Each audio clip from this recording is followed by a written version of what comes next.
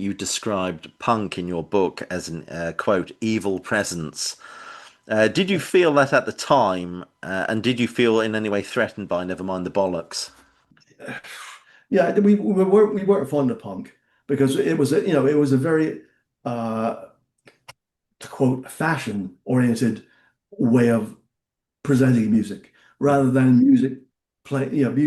But at that time, yes, it did threaten us. I'll be honest with you.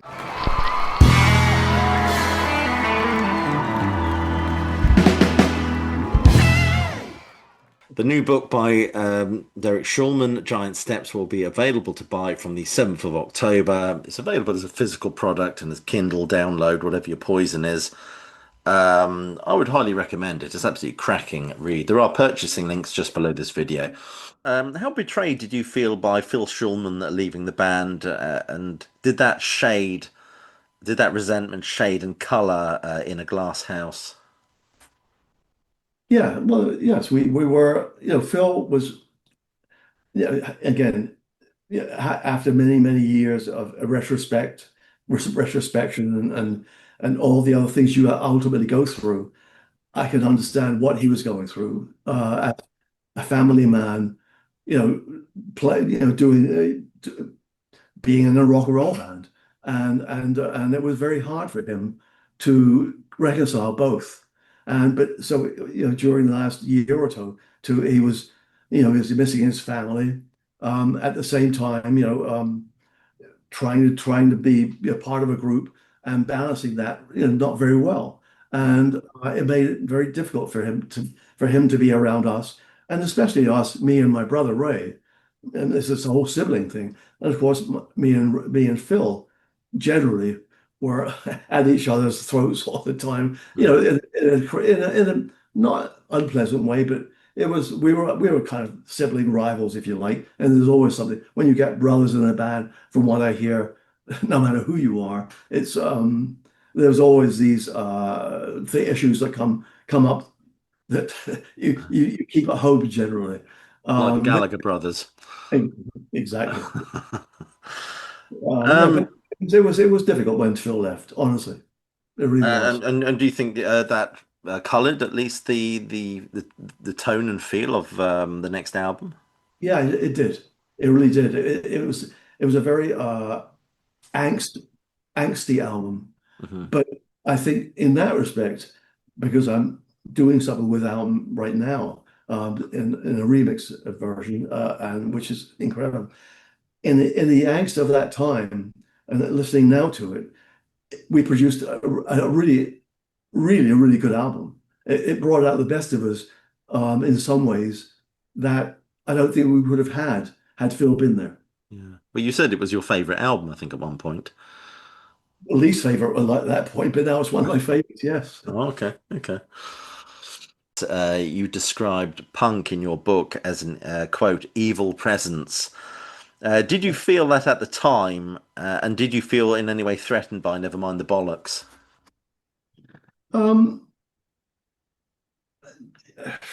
yeah, we weren't fond of punk because it was a very to quote fashion oriented way of presenting music rather than music.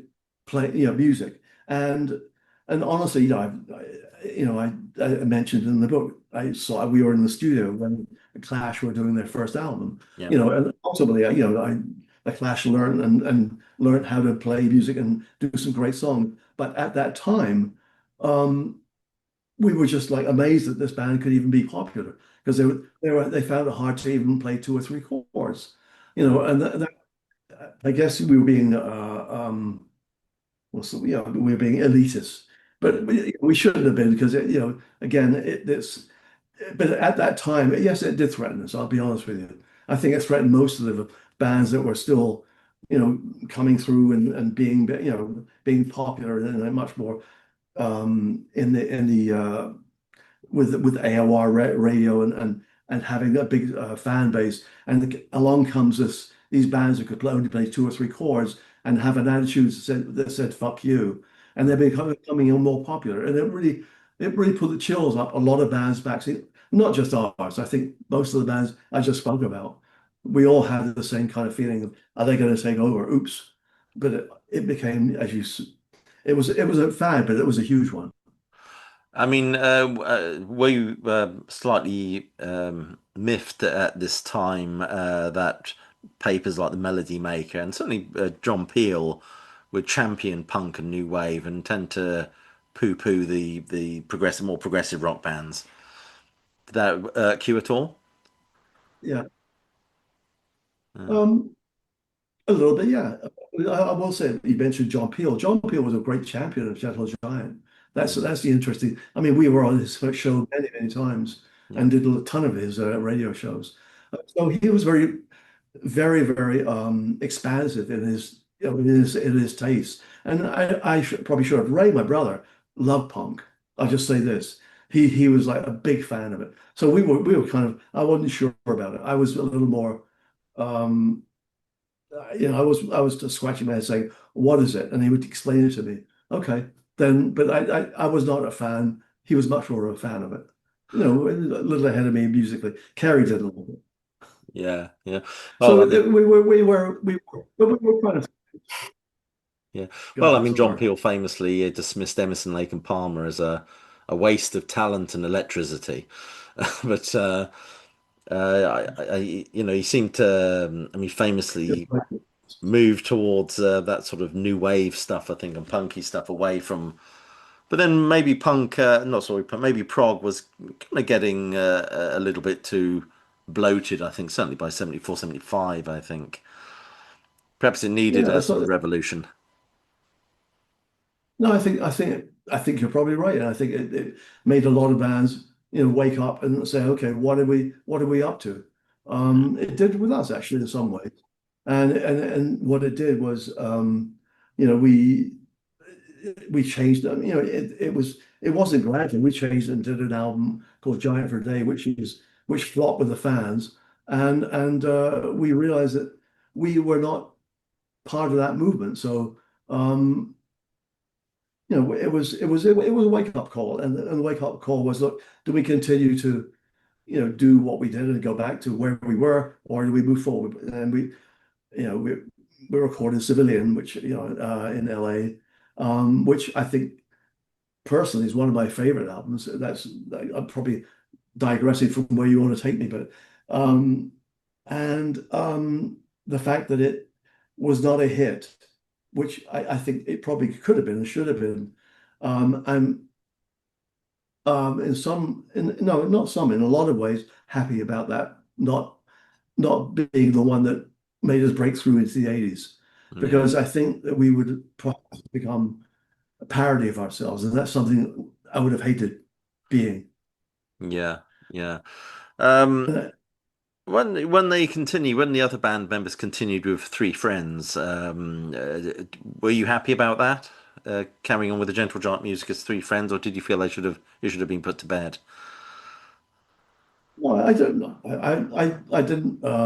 I wasn't unhappy. What I think me and Ray were a little unhappy about was that some of the promoters who were booking Three Friends were calling it Gentle Giant, Mhm. and that's a little different. I mean, anyone could play a tribute band. That's fine. I mean, there are plenty of bands out there like that. But the fact that it was billed as Three Friends, as billed as Gentle Giant, um, it didn't make me crazy or crazy, but it kind of like irked us a little bit because it wasn't the band we put together. Sure. But right now, I mean, any band that wants to play our music, I'm really happy about. Not least of which are the hip hop world, which is very lucrative, to be honest with you. Yes, yes, that's because one of your songs was sampled, wasn't it, by a hip hop artist? Travis Scott had a giant hit with Hyena, and to be honest, the checks that come in are pretty damn good. And long may they continue to do so. Um, Another interesting point you made in your book, you said that you felt that Kansas and Styx were ripping off your songs. Do you really think they were trying to copy Gentle Giant, and which songs in particular?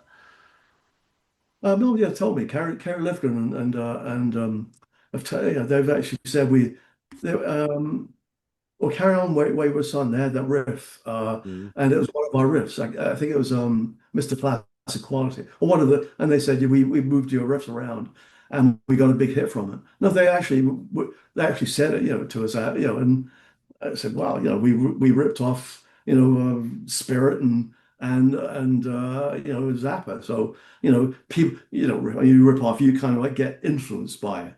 Yeah, yeah. Well, Though, I think everything's kind of borrowed from something else to a certain yeah. extent. And then you make it your own and you progress from there. But yeah, no, they were in full admission, Yeah. which Mm. good for them. Yeah, absolutely. I mean, Wish famously, of course, I wish we'd have done it. yeah. I mean, famously, of course, Deep Purple, Black Knight is really Ricky Nelson's "Summertime." That riff from that, really. Oh But yeah, because there were so many riffs that come from other things that become hits and nobody knows about it. It's just look, just the way it is. that's the way it is. Yeah. Yeah. To what extent did Genesis inform your album, The Missing Piece? Um. Well, we Genesis went to the studio in Holland called Hilvarenbeek Hmm. to produce what was there? I can't remember what it was, but it was a big album, and so and I think they were having issues, internally and perhaps sales wise. They went to Hilvarenbeek in Holland to um, to produce whatever album it is. I can't remember right now. What year are we talking about? It's about 76, 77. Wind and Wuthering? Yeah, exactly. With the mothering, exactly Hmm. that. And so we thought, well, if they could come up with an album which is a very big album, we should go to Hill R&B and produce our Missing Piece album. Hmm. And we went over there for I think 2 or 3 weeks, and it was the worst period, worst 2 or 3 weeks I've ever spent in my life. I mean, it was in the middle of nowhere. I mean, the cow fields everywhere, and we lived in cow sheds almost in the middle of Holland, Hmm. and it was like completely depressing. And so we laid the tracks down there. We came back as soon as our sessions were over, ASAP back to London.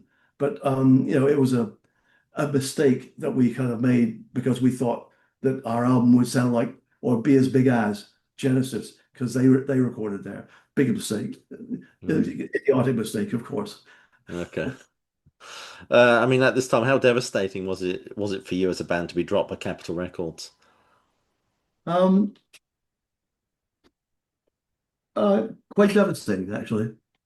Yeah. Because we were still doing really well Hmm. as a band and playing to a lot of people, but I guess our record sales were starting to drop, and we had a pretty big deal. That was the point. I think I don't know if I mentioned it in the book, but when we had to get out of our worldwide artist contract from this is the first management company, the Black Sabbath management, Hmm. Cap put the money up for it. So they paid $150,000 to get us out of their contract of worldwide artists. So the fact that I called and said, so we're ready to do our next record, and they said, well, I don't think we're going to go forward.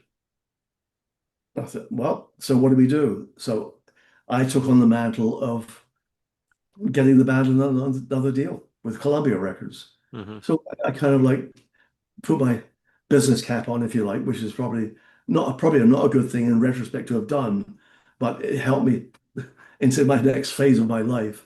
And I had a deal, got a deal with back to Columbia Records in North America. Yeah.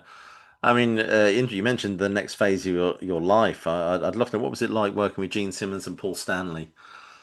Fantastic. They were nice Honestly, guys.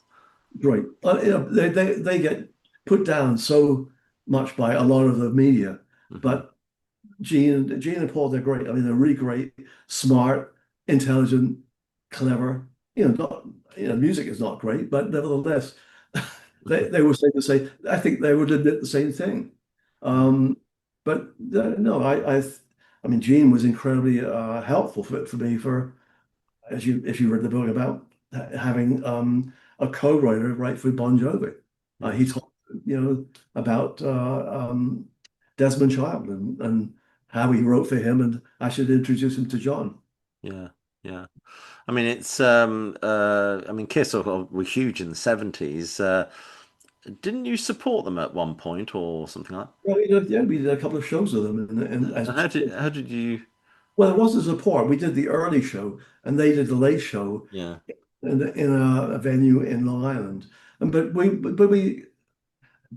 it was, I think, 2 nights, and we got to know them and hung out with them, and they were damn smart. I mean, they were great. I mean, Gene has a great sense of humor. I mean, yeah, he's very bright and obviously a brilliant businessman. But we liked them, and they also had a um how can I don't want to sound like platitudinal or whatever, but they didn't drink and they didn't do drugs, and we were the same way. yeah, It yeah, was a kind of weird kind of a weird mutual liking a relationship. And even now, I know, I'm in touch with Gene and Paul, and they're great, and Dot McGee, the manager, etc. Did you find their music a bit crass at the time? Yeah, of course. But but I think they would admit it too. Yeah, That's the good thing about them. They know, it's not as if they don't know what they're doing, and yeah, that's the great thing about that. They would say, yeah, we're putting on makeup and we're playing 3 or 4 notes and 3 or 4 chords, but the kids love it, yeah, and yeah, they're not pretending, and yeah. in that respect, I kind of admire that. I mean, talking of promoting, of course, as a promoter, you were asked to push the latest Jam album in 1982. Was that a gift, so to speak? Well, it was the gift.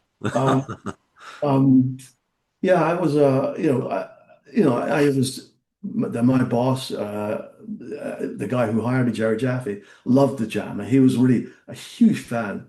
And he said, "This is a band I really want to break through." I didn't mind the band. I mean, I thought they were okay, but to be honest with you, that was not my taste. But my taste meant nothing because I wasn't supposed to have taste. I was supposed to work for the company. But when they came over, and they were managed by their father at that point, Yeah, Paul was, and they unfortunately didn't know too much about how you treat other people, number one, in the record company or other people in the business.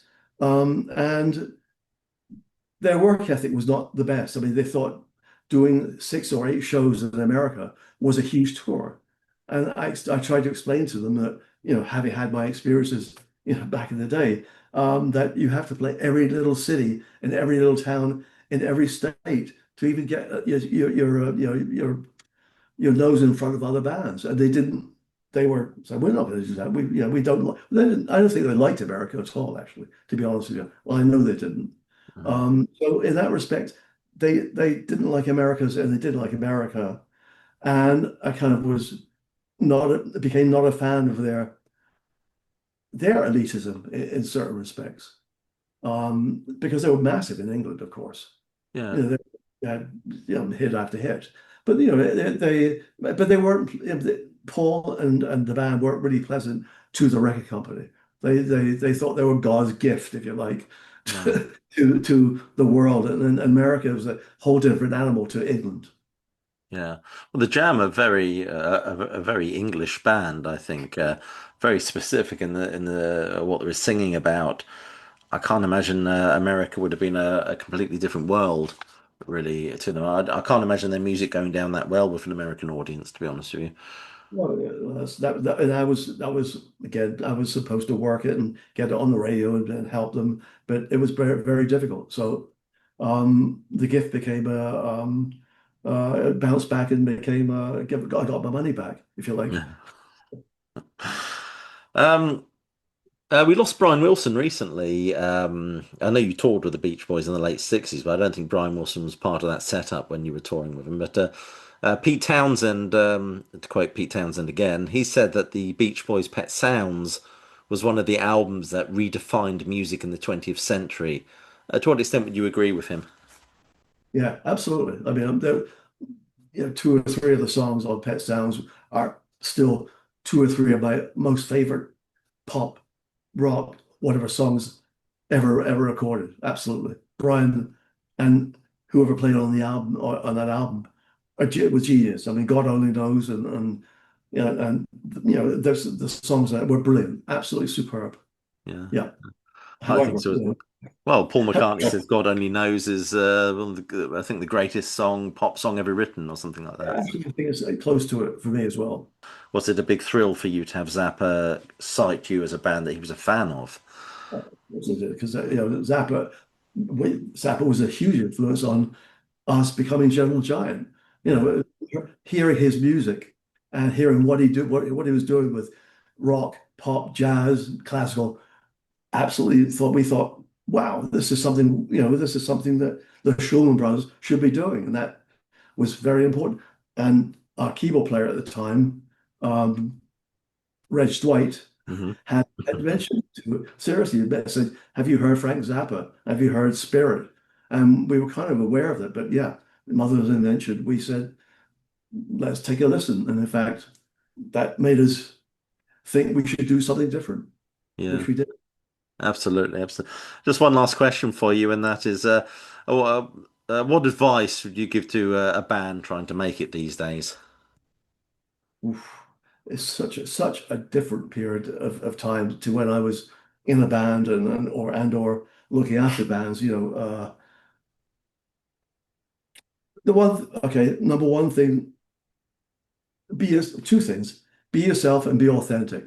Don't chase, be a leader. Don't follow.